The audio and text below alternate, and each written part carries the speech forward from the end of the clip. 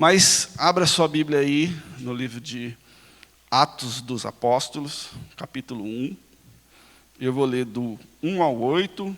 Os irmãos me acompanhem, por favor. Capítulo 1, versículo 1. Fiz o primeiro tratado, ó Teófilo, acerca de tudo que Jesus começou, não só a fazer, mas a ensinar, até o dia em que foi recebido em cima, depois de ter dado mandamentos pelo Espírito Santo aos apóstolos que escolhera, aos quais também, depois de ter padecido, se apresentou vivo com muitas provas infalíveis, sendo visto por eles por espaço de 40 dias, e falando das coisas concernentes ao reino de Deus. E estando com eles, determinou-lhes que não se ausentassem de Jerusalém, mas esperassem a promessa do Pai, que disse ele: de mim ouvistes. 5. Porque, na verdade, João batizou com água, mas vós sereis batizados com o Espírito Santo, não muito depois desses dias. Aqueles, pois, que haviam reunido, perguntaram-lhe, dizendo: Senhor, restaurarás tu neste tempo o reino de Israel? E disse-lhes: não vos pertence saber os tempos ou as estações que o Pai estabeleceu pelo seu próprio poder, mas recebereis o poder do Espírito Santo, que há de vir sobre nós, e ser-me-eis testemunha, tanto de Jerusalém, como em toda a Judéia e Samaria, e até os confins da terra. Amém? Vocês já mais ou menos aí pegaram sobre o que nós vamos falar hoje? Você deve ter pensado sobre o Espírito Santo, né? Sobre o Espírito Santo. Sim, mas nós vamos falar sobre a visão total e completa de Deus. A visão total e completa de Deus. O conhecimento total e completo de Deus, né? Só que, para falar disso, a gente precisa um pouco de contexto, para entender, né, exatamente o que está acontecendo, o que aconteceu aqui, e o que é que Deus quer passar para nós, né? Então, a gente sabe aqui que Lucas escreve para Teófilo, né, Lucas o evangelista, escreve novamente para Teófilo, para contar sobre as coisas que ele já tinha contado das coisas que Jesus tinha feito, mas das coisas que tinham acontecido após a ascensão de Jesus. E um detalhe que eu queria guardar aqui para a gente meditar mais tarde, para a gente voltar nesse ponto e falar da palavra depois do contexto, é que Jesus pede para os apóstolos, né, pede para os apóstolos aguardarem em Jerusalém, né? Jesus sobe aos céus, mas ele pede que os apóstolos aguardem em Jerusalém para que sejam revestidos de poder. Poder de quem? Do Espírito Santo. Ok? Esse ponto? Então vamos lá. Aí a gente precisa voltar um pouquinho aqui na história e recapitular um pouco da história bíblica e da revelação de Deus e da ação de Deus com o homem, né? Se a gente pegar lá no início, se a gente for lá para Gênesis, a gente vai ver que Deus se apresenta, né? Sempre Deus se apresentou para Adão e tinha uma intimidade com Adão, e eles estavam ali no paraíso. Adão caiu e começou toda a história humana na terra, fora do paraíso. E aí o que acontece? Deus, de alguma forma, né, sempre se comunicou com o homem. E ele começa a se comunicar com o homem, começa lá com Noé, com os patriarcas. Então, Deus fala com Abraão, tira Abraão para levá-lo para a terra prometida, e Deus fala com os filhos de Abraão, fala com Jacó, e depois com José, e depois com Moisés, né? O povo fica no Egito, depois Deus tira do Egito, mas sempre Deus está usando esses homens e dando para eles, revestindo esses homens de quê? De poder, né? Todos esses homens, os patriarcas, eles tinham uma intimidade com Deus, tinha da presença de Deus, da voz de Deus. E isso continua pelos tempos. E aí vai se passando, e aí vem os juízes, e Deus vai tratando com o seu povo. O povo dá uma desviada, mas Deus está sempre presente. Deus está sempre presente através dos homens, e todos esses homens, onde Deus vai falando e vai conversando, eles criam uma intimidade e Deus derrama sobre eles o poder, e aí esse poder é de transformação, de liderança. Sempre o homem é revestido pelo poder de Deus. Sempre Deus e o homem com essa relação aonde, quando o povo de Deus está se perdendo, ou o povo de Deus está desviando, Deus sempre levanta alguém. E ali na época de Juízes de Otiel, Débora, Gibeão, Sansão, e ele vai por aí, né? Então Deus sempre ali tratando. E aí depois vem os reis, né?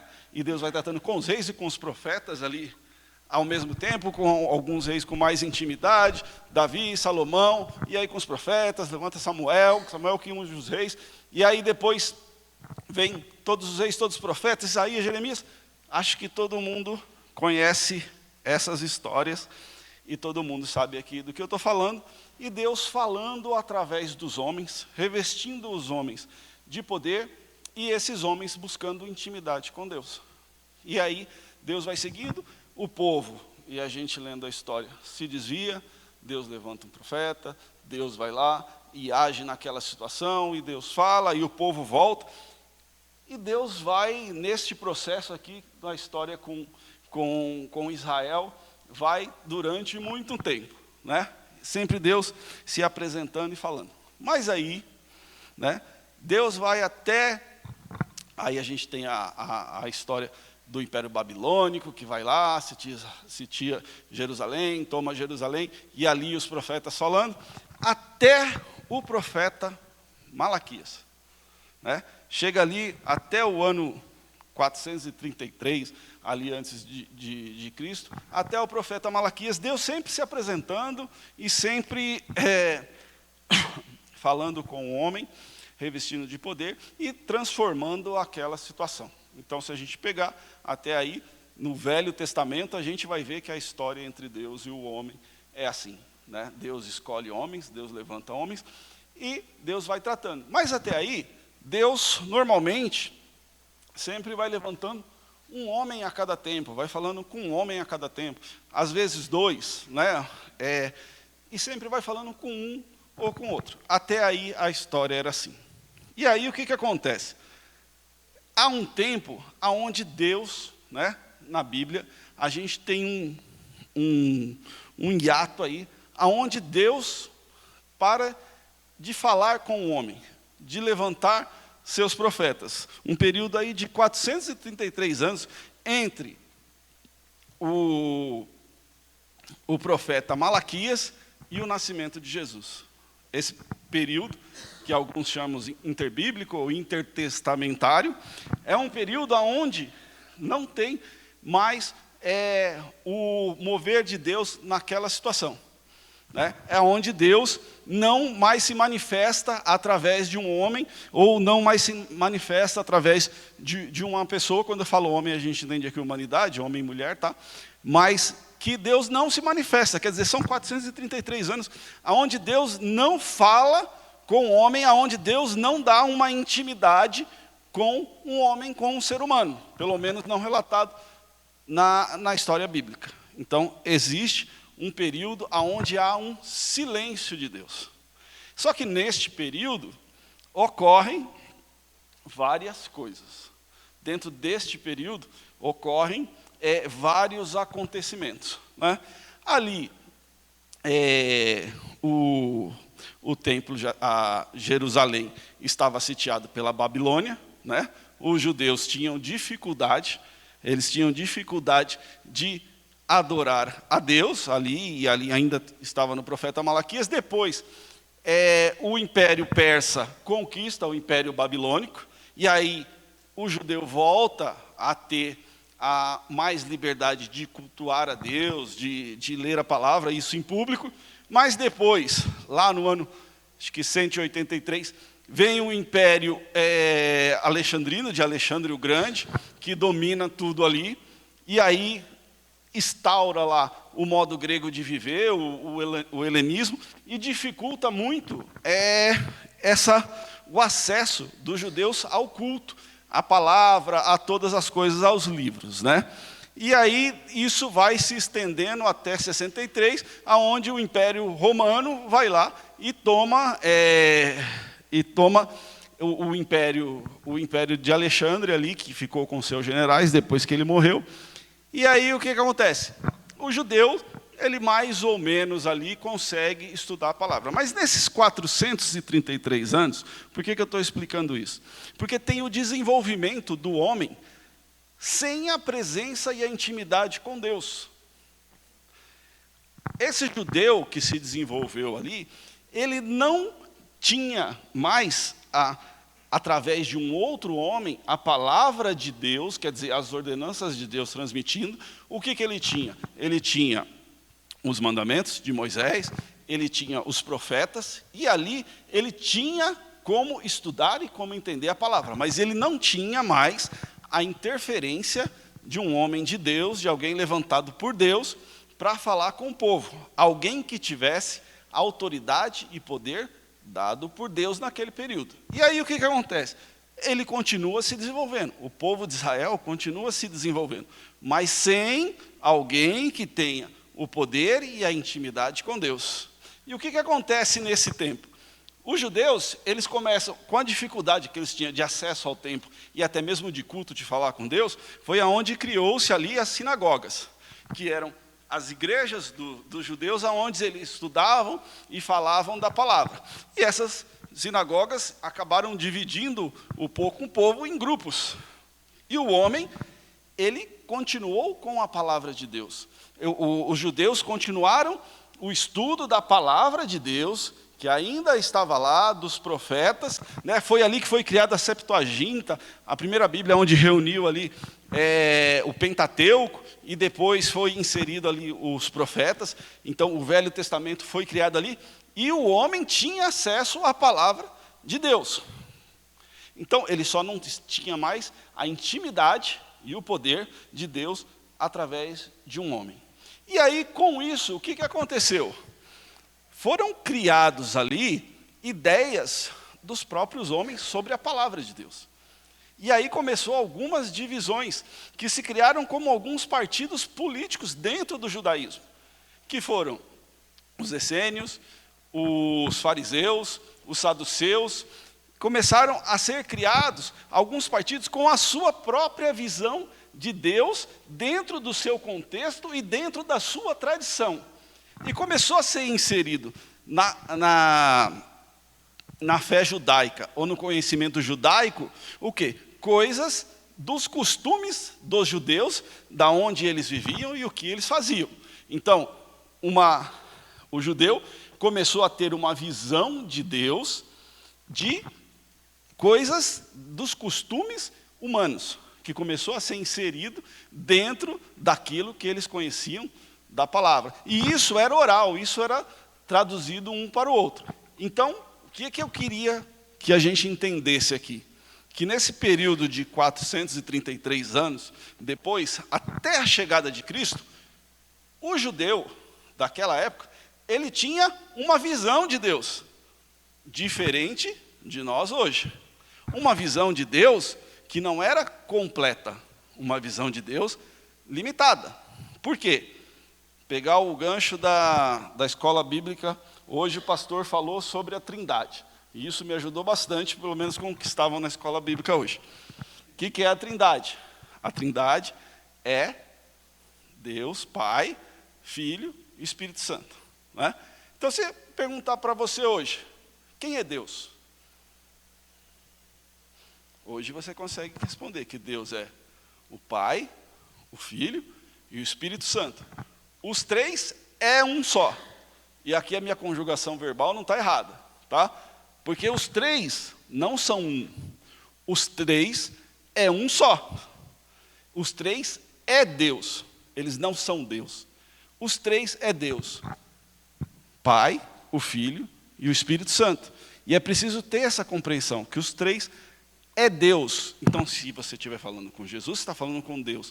Com o Espírito Santo, Deus. Com o Pai, Deus. E às vezes a gente tem uma grande confusão com isso, de chamar o Espírito Santo ou Jesus Cristo de Deus, porque o Pai é que é o Deus. mas os três é Deus, né? O pastor até falou que a gente tem uma grande dificuldade de entender não, mas de explicar isso, né? E realmente, eu vi uma explicação de um pregador, algum pregador famoso que eu não vou lembrar qual foi, acho que foi Billy Graham que falou isso, que a forma que ele encontrou mais simples de tentar explicar isso para quem não conhece é usando a água, né? Ou o estado da água, porque a água ela é a água, igual Deus é Deus. Mas a água, a gente conhece ela de formas diferentes.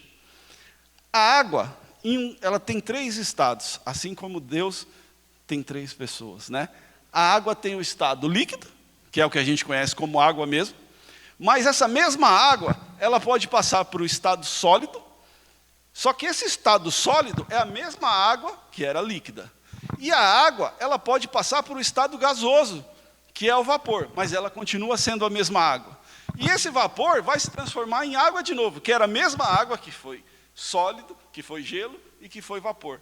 Então, é claro que a complexidade de Deus é muito maior que essa, mas é um só. E a gente precisa entender que Deus é um só que Ele está em 3 pessoas. E o judeu, naquela época, ele só conseguia enxergar uma pessoa. Por quê? Porque o judeu, ele enxergava Deus, o Pai, mas ele ainda não conseguia enxergar Jesus Cristo, e ele não conseguia enxergar o Espírito Santo, apesar de o povo ter tido relação com o Espírito Santo ter falado, mas ele não conseguia, e ele sabia da promessa que era Jesus, ele sabia da promessa do Cristo, que também era Deus, só que ele não entendia assim. Então, vou voltar aqui para a gente não se perder muito, tá? Então, esse judeu, ele tinha uma visão de Deus parcial do que nós temos hoje. Ele tinha uma visão de Deus Pai, na verdade, distorcida. Por quê? Porque a palavra de Deus estava com ele, mas a intimidade com Deus e o poder de Deus não estava com ele. E isso foi tratado com alguns homens. E durante o tempo que ele ficou longe da intimidade de Deus, sem o poder de Deus, entrou dentro da religião judaica costumes humanos, que foram desviando ele da verdade de Deus. Ok? Deu para entender a visão do judeu naquela época? Então era alguém que buscava Deus, que buscava a palavra de Deus, mas ele colocou conceitos humanos naquilo que ele buscava. Era alguém que achava que Deus era só para ele, que Deus era o vingador dele, que Deus foi feito para ele e que Deus viria para engrandecer ele. Ele quem? O povo judeu. Então a visão dele era essa. E era um povo que passou a dar mais valor às tradições judaicas que ensinaram para eles do que a própria palavra de Deus. Que o afastamento de Deus físico e espiritual deixou ele com uma visão que a tradição, que a igreja, a sinagoga, era superior ao próprio Deus. Então, ele valorizava muito a igreja, a nação judaica, ele valorizava muito as coisas e os costumes, e ele não estava valorizando Deus. Então, esse era o perfil dele.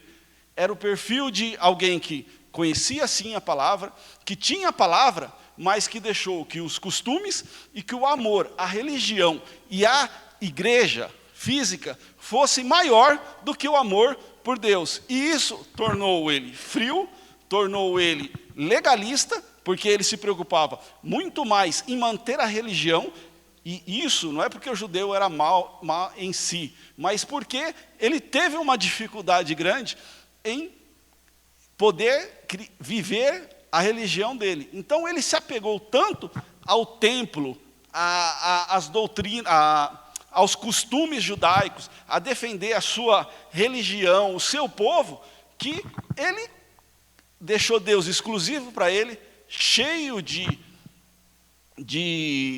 coisas humanas, cheio de regras, cheio de coisas que afastava os outros. Então ele se achava o santo e os outros eram todos menores, e que Deus viria e que levantaria ele e que esmagaria todos os outros. Essa era a visão do judeu aqui naquela época. Então, quando Cristo chega, o judeu tem essa visão. Claro que nem todos, porque eles sabiam que Deus enviaria o Cristo. Mas a primeira coisa que eu queria separar é essa. O judeu, a religião judaica, que tinha a visão de Deus, mas não tinha a visão de Cristo, do Pai, mas que não tinha a visão do Filho e do Espírito Santo.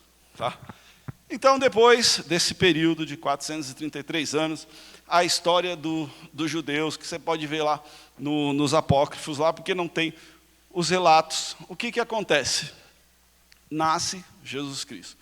Nasce a promessa do Deus Pai. Quem nasce? O Deus Filho, que se tornou carne. O Deus que se tornou carne e que veio até nós. A promessa se cumprindo do maravilhoso diante de nós. Jesus Cristo nasce e Jesus Cristo começa o seu ministério. Então, o Deus que não estava mais se manifestando, se manifesta em carne em Jesus Cristo. E Jesus Cristo é quem? A palavra. Então esse Deus começa a falar e a manifestar a sua palavra. O mesmo Deus. Ele começa a falar e a se manifestar e da sua palavra e o seu ministério. Aí o que acontece? Você tem lá os judeus e e Jesus pregando para eles. Deus pregando para eles. Alguns daqueles judeus reconhecem Jesus como o Filho de Deus, como Deus. E esses judeus começam a seguir a Cristo, certo? Aqui, Deus já restaura uma interlocução com o ser humano. Então, Deus começa a falar com o ser humano novamente. Depois de 433 anos, Deus começa a falar com o ser humano novamente. E aí, quando Jesus começa a falar, ele começa a falar para muitas pessoas. Ele vai, ao longo disso, acrescentando os seus apóstolos, mas ele está falando para uma multidão de discípulos. Pessoas que enxergam a Cristo, reconhecem a Cristo e que estão vendo Deus falar. Mas, novamente, o que é que Deus faz? Deus separa 12 dessas pessoas para ter o que com eles? Uma intimidade maior. Deus restaura uma intimidade maior com aqueles seres humanos e derrama sobre eles poder. O pastor falou hoje também na escola bíblica. Olha como é importante a gente estar na escola bíblica. Mateus capítulo 10. E ele chama os 12 apóstolos e dá poder para eles, para expulsar demônios, e manda eles de 2 em 2 levar a palavra. Então aí a gente já tem mais um grupo, a gente já tem uma outra visão de Deus.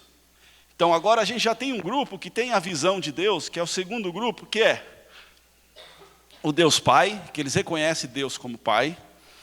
Tem o Deus Filho, que eles reconhecem Ele como Deus, e que conhece a palavra. Eles conhecem a palavra. Só que dessa multidão toda, só 12 estão separados com uma intimidade maior que Cristo. 12 e mais alguns que estão ali em volta.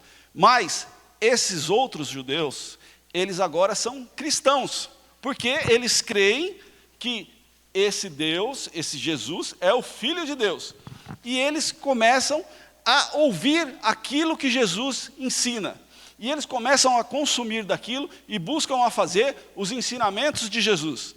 Então agora nós temos mais um tipo de pessoas que conhecem a Deus maior do que o primeiro. Agora eles conhecem o Deus Pai e o Deus Filho e a sua palavra e os seus ensinamentos. Só que ainda, o que acontece? Ainda eles não conhecem o Espírito Santo de Deus. Ainda eles não têm o contato com o Espírito Santo de Deus. Então é uma segunda visão de pessoas que conhecem a palavra de Deus, conhecem os ensinamentos de Cristo, mas têm uma dificuldade enorme. Por que eles têm uma dificuldade enorme?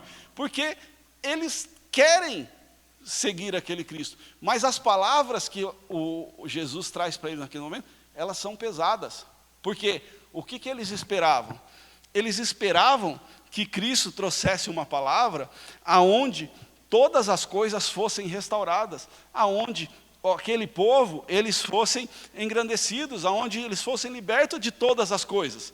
Então, aquele povo estava esperando isso. Só que Jesus vem e fala lá, chega no Sermão da Montanha, o que é que Jesus fala? Poxa, você tem que perdoar. Jesus fala, você tem que perdoar o irmão, Jesus fala de todos os pecados e fala que você tem que abandonar tudo aquilo. E aí ele olha e fala assim, mas meu, isso é muito difícil. O crente olha para aquilo e fala, isso é muito difícil. É muito difícil. E alguns acabam desistindo. Alguns não conseguem seguir aquilo, porque é difícil fazer tudo o que Jesus estava falando. Aquelas palavras eram muito complicadas para eles. Sabe, aquela coisa de perdoar, aquela coisa de não pecar, de não errar, deixar de fazer um monte de coisa, eles queriam, eles acreditavam, mas era difícil fazer. Era muito difícil. E aí então a gente tem a segunda visão de Deus, né? A primeira visão, aquele Deus distante, deturpado que os judeus criaram. Depois a gente tem a visão de Deus que consegue enxergar Cristo, a sua palavra, e deseja que aquilo aconteça, mas sente uma dificuldade enorme. Uma dificuldade enorme. Aí, a gente voltando para o texto aqui, nossa, isso passa rápido demais. Voltando para o texto aqui, o que acontece?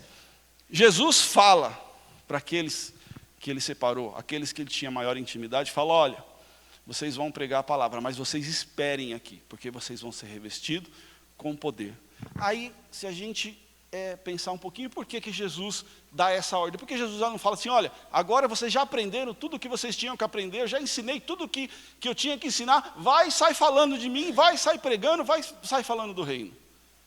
Para não cair no mesmo problema do primeiro grupo, que era um grupo que tinha o conhecimento da palavra, que sabia a palavra, mas que eram seres humanos, com as suas próprias vontades, com seus próprios costumes, e que poderiam fazer coisas que a sua vontade ia sobressair aos ensinamentos de Jesus. Porque nós somos seres humanos.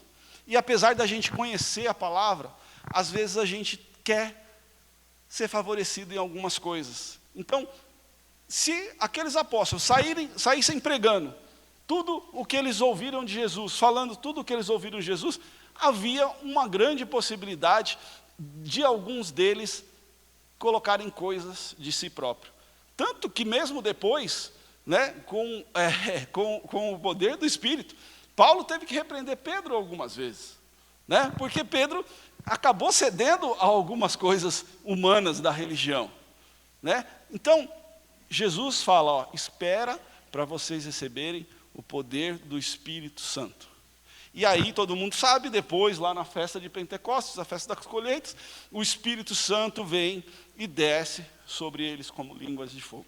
E aí eles recebem o Espírito Santo, e aí se a gente for ver lá o livro de Atos dos Apóstolos, a gente vê todo o poder que foi derramado, tudo o que aconteceu, todas as coisas que aconteceram.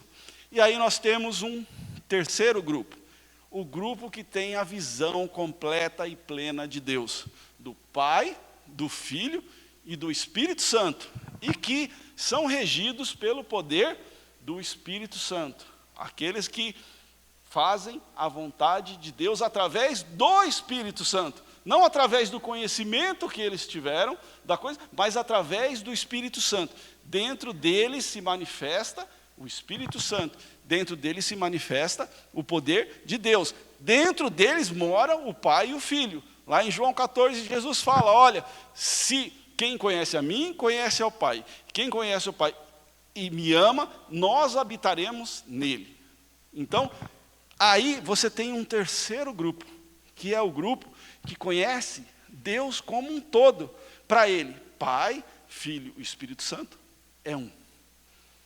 Não tem divisão, é um só. E ele habita dentro dele porque ele guarda a palavra. Diferente do primeiro e do segundo grupo. O primeiro grupo que tem uma distorção da visão de Deus.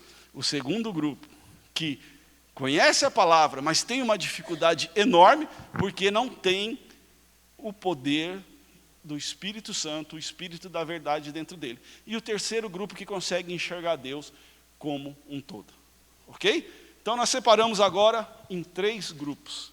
Por que que teve todo esse contexto? Por que que eu contei tudo isso? Por que que nós chegamos a isso? Porque aí a gente entra na palavra de hoje, né? E eu tenho menos de 10 minutos para a gente falar do que é a palavra de hoje. Nós, às vezes, estamos em um desses grupos. E não quer dizer que quando você está em um grupo, quer dizer que você nunca foi do outro, ou quer dizer que você nunca vai ser do outro. Mas nós precisamos olhar para esses grupos. Nós precisamos olhar para o tipo de visão que nós estamos tendo de Deus. Nós precisamos olhar para como nós estamos diante de Deus. E por que que nós não estamos tendo a condição de estar em um Deus pleno. Então, se a gente pegar o primeiro grupo, e a gente olhar para o crente hoje, se olhar para mim, eu preciso olhar se eu não estou colocando na frente de tudo os meus costumes, as minhas vontades, os meus valores. A visão que eu estou tendo de Deus não é uma visão distorcida pela minha vontade, pela minha religiosidade, por aquilo que eu tenha conquistado de dificuldade em um grupo, em alguma coisa. Porque se eu estou olhando para Deus e eu só enxergo a legalidade, se eu só enxergo as normas que eu tenho que seguir, se isso não está me deixando eu me aproximar ou eu ajudar o meu irmão, isso tem alguma coisa que está errado. A visão que eu tenho de Deus é uma visão judaica, e eu me transformei num crente judeu. Um crente que não consegue enxergar a misericórdia de Deus. Um crente que está olhando para as regras. Sabe como esse judeu se sentia? Ele se sentia santo. Ele se sentia santo. Através do quê? Através da religiosidade dele. Através das obras que ele estava fazendo. Através dele não estar fazendo alguma coisa. Ele era santo porque ele não frequentava determinados lugares. Ele era santo porque ele não consumia álcool. Ele era santo porque ele não fazia determinadas coisas. Ele era santo porque ele não fumava. Ele era santo porque ele usava uma roupa diferente, mais adequada. Ele era santo porque ele fazia várias coisas. O sábado, cheio das regras. Ele era santo porque ele deixava de fazer coisas que a sociedade entendia, a sociedade judaica entendia que era errado. E a gente falou na escola bíblica hoje também, né, que a nossa igreja é baseada no quê? Na santidade. Então, aquele judeu, ele achava que ele era santo porque ele não fazia isso, não fazia aquilo outro e seguia as regras. Então a santidade dele estava naquilo que ele não fazia. Nas coisas que ele deixava de fazer para se tornar santo. A santidade dele estava naquilo que ele poderia fazer. Então a santidade estava nele. Em ele deixar de fazer certas coisas, ele deixar de fazer as coisas erradas, ele deixar de fazer aquilo que era o pecado visual. Então a santidade nele estava nisso. E ele cobrava dos outros essa santidade. Então ele era o acusador. Então quando ele olhava um irmão que não conseguia deixar de fazer algumas coisas, a primeira coisa que ele fazia era tacar pedra. Ele apedrejava. Ele olhava para aquele irmão, ele não tinha a misericórdia. Por quê? Porque ele não entendia a graça. Ele não entendia que ele foi perdoado, ele não entendia que ele tinha errado, que ele tinha pecado, e que ele foi perdoado, e que Jesus veio e morreu por ele. Ele não entendia isso. Ele entendia que ele era santo pelas ações dele, ou por aquilo que ele não fazia. Então, a vida dele era tacar pedra nos outros, ele vivia no legalismo.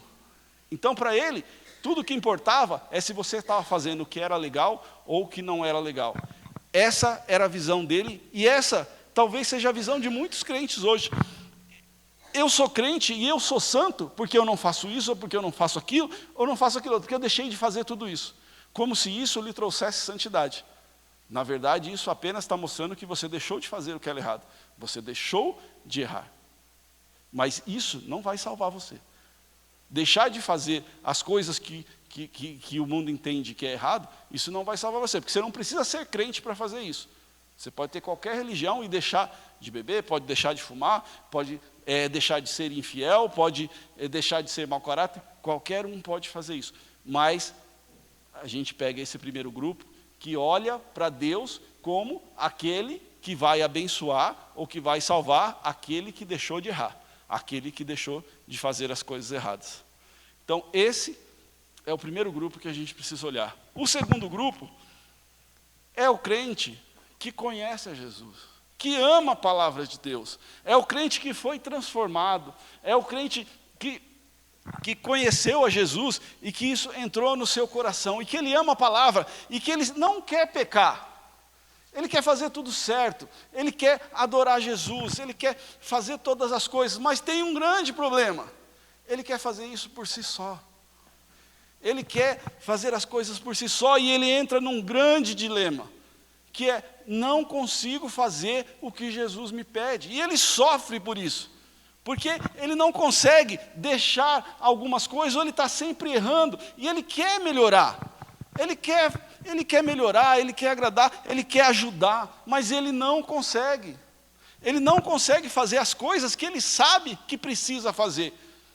E isso traz para ele uma tremenda decepção, um tremendo conflito, porque apesar dele querer fazer as coisas, ele não consegue.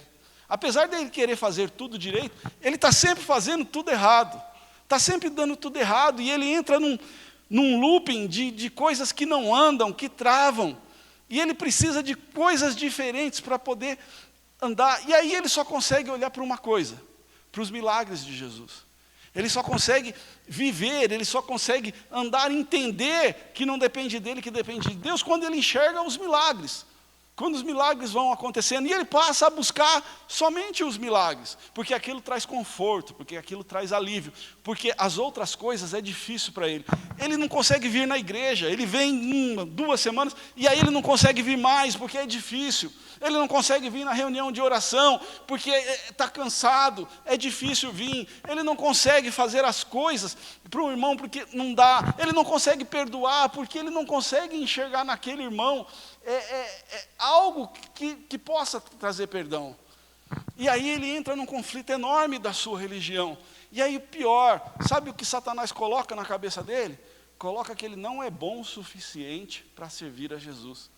E aí ele começa a se afastar do ministério, se afastar da igreja, porque ele acha que ele tem que ser bom para estar ali, porque ele acha que ele não pode errar para estar ali, porque ele acha que ele tem que ser melhor, e que ele não é digno do sacrifício de Jesus.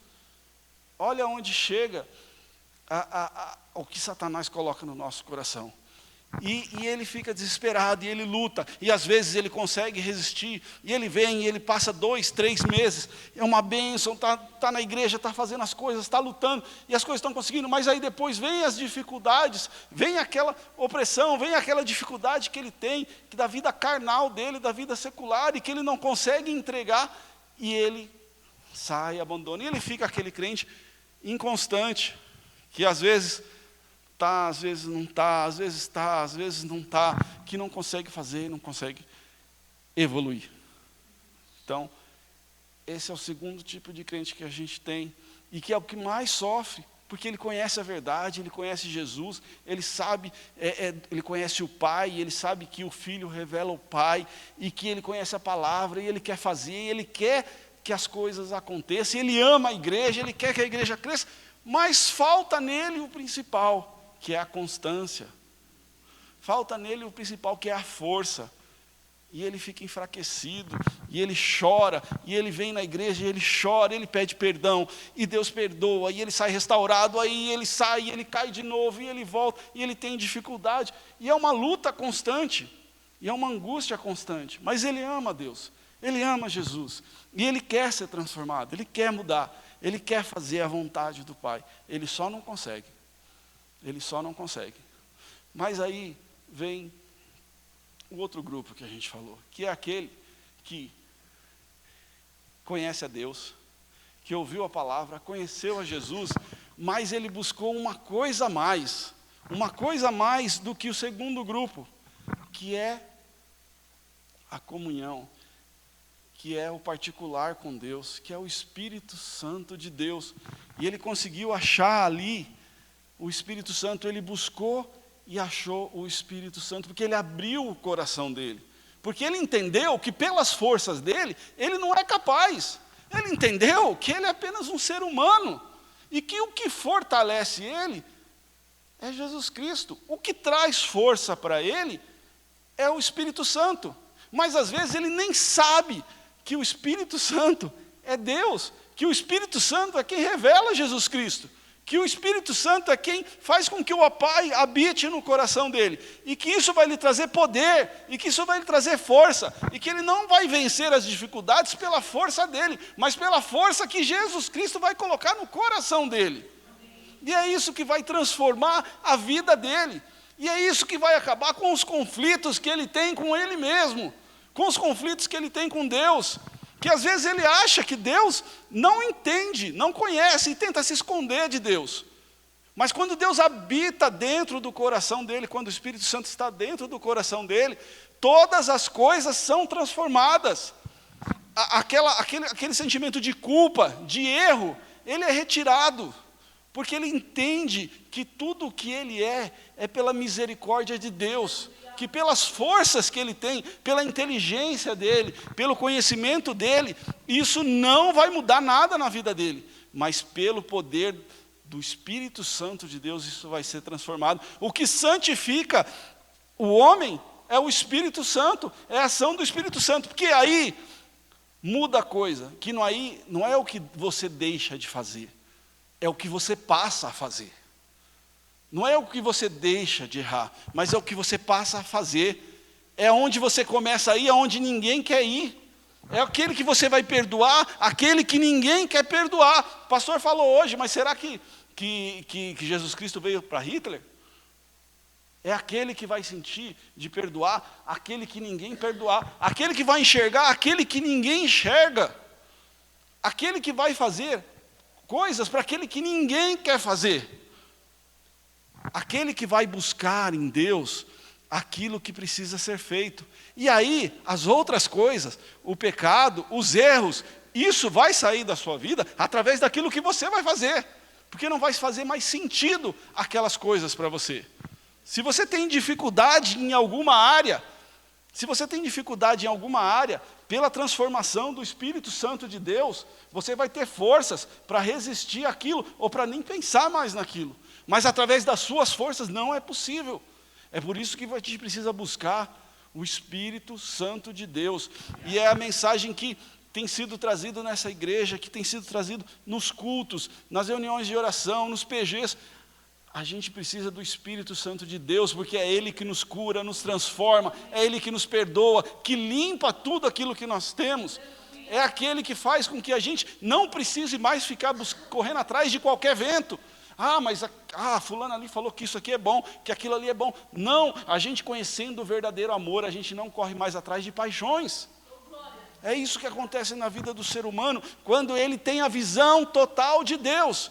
Quando ele para de brigar com Deus, quando ele deixa o legalismo, quando ele deixa a santidade própria, mas ele busca a santidade de Deus.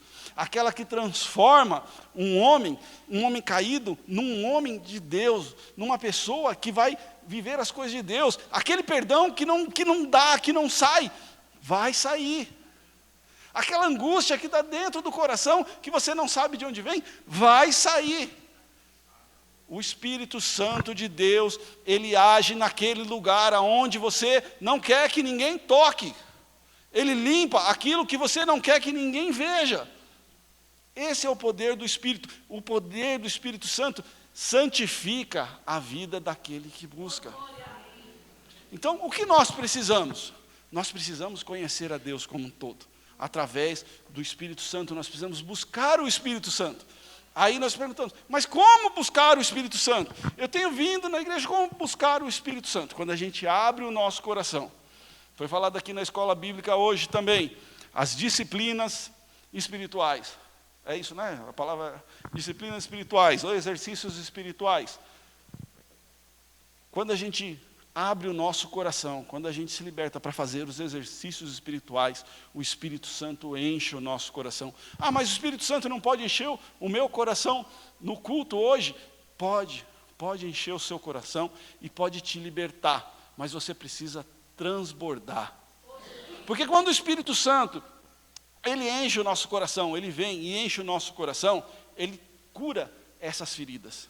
Ele tira essas feridas do seu coração, ele te transforma. Mas quando você se enche cada vez mais do Espírito Santo, quando você vem nas reuniões de oração, se encher do Espírito Santo, quando você vem na escola bíblica, quando você faz os exercícios espirituais, quando você entra em jejum, o que vai acontecer? A gente vai transbordar no Espírito. E aí não vai ser a cura só para a gente, mas quem está em volta, para a família, para as pessoas que você ama, para as pessoas que você nem conhece. Porque o Espírito Santo tem o poder de mudar toda a história. Mas para isso a gente precisa transbordar no Espírito Santo. Só que tem um grande problema, que às vezes a gente não tem visão do Espírito, porque a gente está tão preso com as coisas do mundo que a gente não quer abandonar, que a gente não sabe nem qual é o poder do Espírito, a gente não consegue sentir. Mas quando a gente sente o poder do Espírito, quando o poder do Espírito Santo entra em nós, as outras coisas a gente nem lembra, porque é tanta coisa que tem aqui dentro que Deus quer fazer. É tanta coisa que Deus quer transformar em nós, através do Espírito Santo, quer habitar em nós, que a gente nem imagina. Mas para isso, a gente tem que deixar as visões parciais de Deus e buscar enxergar a Deus como um todo. Se a gente está tendo dificuldade de vir na igreja, de sentir o prazer de sentar aqui, se a gente senta aqui e está pensando em outro lugar que a gente podia estar, se a gente não consegue vir nas reuniões de oração, se a gente não consegue sequer orar, quanto mais jejuar, é porque a gente não está conseguindo enxergar o Espírito Santo, e a gente tem que buscar o Espírito Santo vai encher o seu coração, e a gente nunca vai viver uma coisa melhor do que o poder do Espírito. Não há coisa melhor. Você pode achar que, poxa vida, mas eu não vou conseguir deixar isso, não vou conseguir deixar aquilo que eu gosto tanto de fazer, que eu sei que Deus não quer, mas eu não vou conseguir, ou eu não vou conseguir de parar com alguma coisa. Não, o Espírito Santo, quando ele te encher, você nem vai lembrar daquilo, você não vai sentir falta daquelas coisas, porque o poder do Espírito Santo é muito maior do que a gente imagina.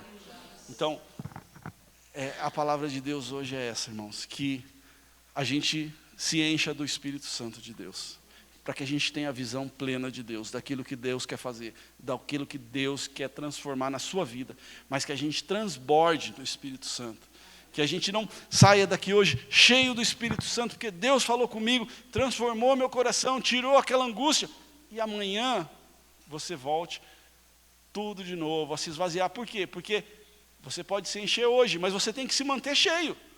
A gente falou, quando você busca santificação, você tem que se santificar sempre, você tem que se encher sempre, porque é possível que você perca a salvação. É possível que você volte para o grupo 1, enxergando Deus através de uma religiosidade, enxergando Deus através de costumes humanos, julgando as pessoas. Mas quando você precisa estar cheio do Espírito Santo para viver as boas novas. E você só consegue viver as boas novas quando você conhece Deus por inteiro. Senão a dificuldade é grande, o sofrimento é grande, a vida deixa sofrida. Amém? Então que Deus possa nos abençoar e nos encher cada vez mais do Espírito Santo. E que isso transborde para fora das paredes da igreja, que isso conquiste o outro, porque aquilo que a gente recebeu de graça, a gente precisa dar de graça. Aquilo que nós conhecemos de Deus, a gente precisa transmitir, e essa é a vontade de Deus. Amém? Glória a Deus, e você pode aplaudir ao Senhor. Amém?